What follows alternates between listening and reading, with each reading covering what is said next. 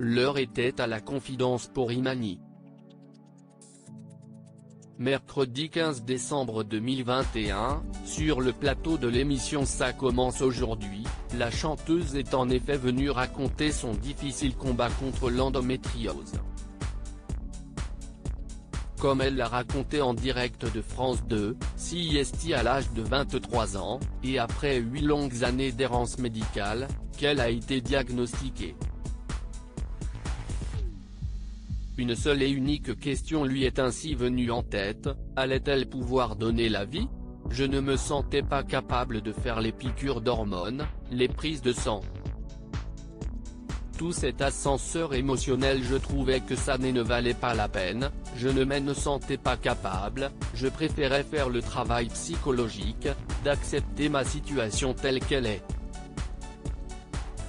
CIST pas renoncé, CIST accepté, a-t-elle expliqué. D'ailleurs, à l'époque, Imani a dû faire face à une grosse difficulté, celle d'annoncer sa maladie à ses compagnons. Moi assez tôt, quand j'ai compris que ça allait faire partie de ma vie, je l'ai toujours dit.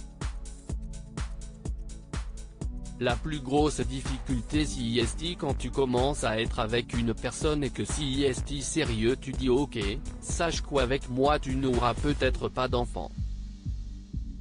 Ça CIST le truc qui plombe tout de suite mais qu'il faut dire. C'était pour moi le truc le plus lourd, pas tellement la douleur parce que j'avais appris à vivre avec, a confié Imani. Imani, maman de 2 enfants finalement, avec les années et l'acceptation, le destin l'a aidée.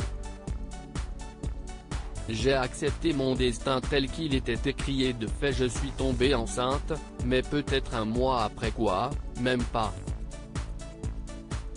J'étais très contente, j'étais très soulagée, c'était un problème en moins, a ajouté la chanteuse. Son premier fils, Isaiah, a ainsi vu le jour de façon totalement naturelle en 2015.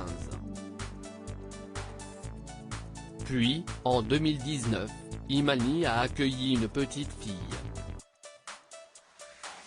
Je n'ai pas eu de problème de fertilité puisque j'ai réussi à avoir des enfants, mais il faut savoir que 60% des femmes qui sont atteintes d'endométriose auront de graves difficultés, voire n'auront pas d'enfants.